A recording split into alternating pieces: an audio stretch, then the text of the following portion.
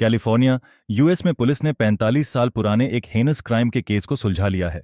यह मामला 17 साल की एस्टर गोंजालेस के मर्डर से जुड़ा है, जिसकी बॉडी 10 फरवरी 1979 को रिवरसाइड काउंटी के पास एक हाईवे पर बर्फ के ढेर में मिला था। इन्वेस्टिगेशन में खुलासा हुआ कि एस्टर के साथ पहले जबरदस्ती किया गया और फिर उसकी बेरहमी से पिटाई कर हत्या कर दी गई थी।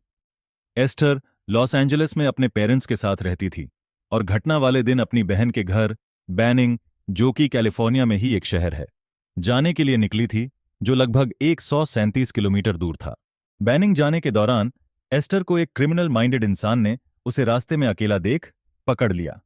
उसके साथ जबरदस्ती के बाद उसकी हत्या कर दी और एस्टर की बॉडी को हाईवे के किनारे फेंक दिया। पुलिस को इन्फॉर्मेशन मिलते ही क्राइम सीन पर फोरेंसिक इन्वेस्टिगेशन के बाद बॉडी को पोस्टमार्टम के लिए भेज दिया गया और पुलिस ने अपनी जांच शुरू कर दी। पुलिस ने इस मामले की इन डेप्थ इन्वेस्टिगेशन की, लेकिन दशकों तक उन्हें कोई सबूत नहीं मिला। पुलिस इस केस को सुलझा नहीं पाई, जिसके कारण यह केस ठंडे बस्ते में डाल दिया गया था।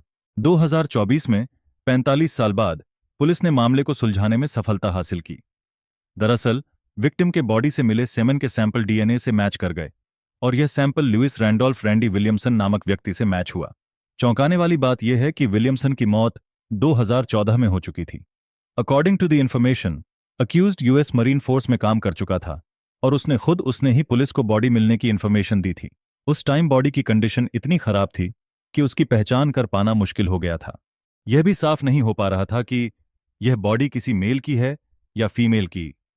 पुलिस ने उस समय विलियमसन से पूछताछ भी की थी। उसका पॉलीग्राफ टेस्ट भी कराया गया, जिसमें विलियमसन पास हो गया था और सच कभी सामने नहीं आया था, जिसके कारण उसे इनोसेंट मानकर छोड़ दिया गया था। इस रेप एंड मर्डर केस की मिस्ट्री तब सामने आई जब विलियमसन की मौत के बाद उसके डीएनए सैंपल की जांच की गई। पुलिस ने फ्लोरिडा में उसकी मौत के बाद बॉडी के सैंपल टेक्सास की एक लैब में भेजे थे, जहां यह एस्टर के सैंपल से मैच हो रहे थे। इसके बाद पुलिस को पक्का यकीन हो गया कि विलियमसन ही इस क्राइम का दोषी था। एस्टर गोंजालेस के भाई एडी गोंजालेस और बहन एलिजाबेथ ने बताया कि एस्टर बहुत शर्मीली लड़की थी और वह अपने 7 भाई बहनों में चौथी नंबर पर थी।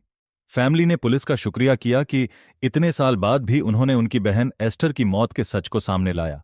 हालांकि अक्यूज्ड विलियमसन की मौत हो चुकी है और परिवार इस बात पर खेद जता रहा है कि वे उस पर कोई लीगल एक्शन नहीं ले सकते, लेकिन उन्हें सेटिस्फैक्शन है कि उनकी बहन एस्टर को इतने सालों बाद भी जस्टिस मिल गया।